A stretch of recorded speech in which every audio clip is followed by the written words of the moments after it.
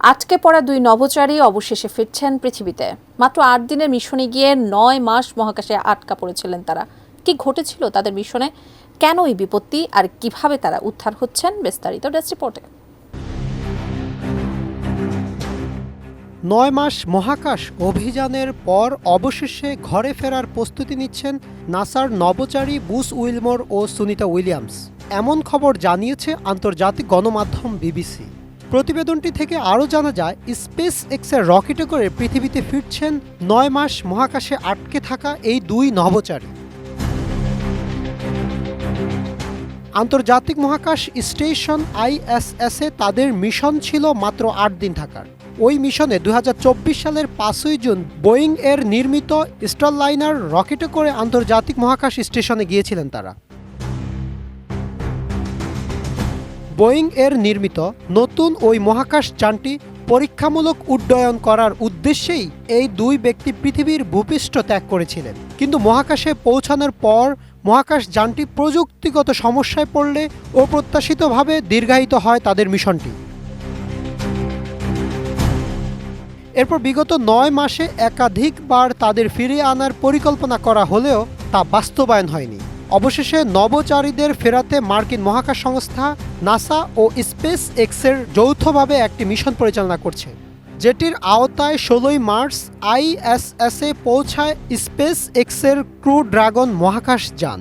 এই যানটি ব্যবহার করেই ফিরছেন বুচ ও সুনিতা। RICL TMX, যুগের পর যুগ স্থাপনা থাকে মজবুত। তবে স্পেস এক্সের ক্রু ড্রাগন মহাকাশ যানটি ৯ মাস আটকে থাকা দুই নভোচারীকে আনতে যাচ্ছে না। সাথে ISS-এ থাকা আরও দুই নভোচারী হেগ ও রাশিয়ার মহাকাশচারী আলেকজান্ডারকে নিয়েই ফিরবেন। তাদের ISS থেকে বিচ্ছিন্ন হওয়ার কথা ১৮ই মার্চ বাংলাদেশ সময় সকাল ১১টা ৫ মিনিটে, আর সেদিন রাত ৩টা ৫৭ মিনিটে ফ্লোরিডার উপকূলে অবতরণের কথা রয়েছে।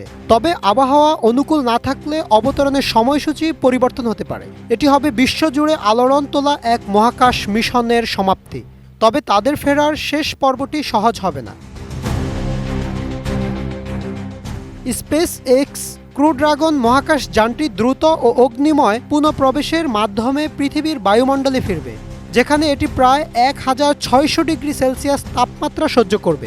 নিমিষেই গতি কমে যাওয়ার কারণে নভোচারীরা পৃথিবীর আকর্ষণীয় প্রায় ৪ গুণ জি ফোর্স অনুভব করবেন। অবশেষে ৪টি বিশাল প্যারাশুট খুলবে এবং মহাকাশ যানটিকে ধীরে সমুদ্রে অবতরণ করতে সাহায্য করবে। ব্রিটেনের প্রথম নভোচারী হেলেন বিবিসিকে বলেন, উত্তেজনাপূর্ণ এই যাত্রা পুরোপুরি সার্থক হবে। তিনি আরও বলেন, তারা অভিজ্ঞ নভোচারী, তবে পৃথিবীতে ফেরার অনুভূতিই হবে দুর্দান্ত। প্রথমেই তারা টের পাবেন বিশুদ্ধ বাতাসের ছোঁয়া। Desk report, ATN news.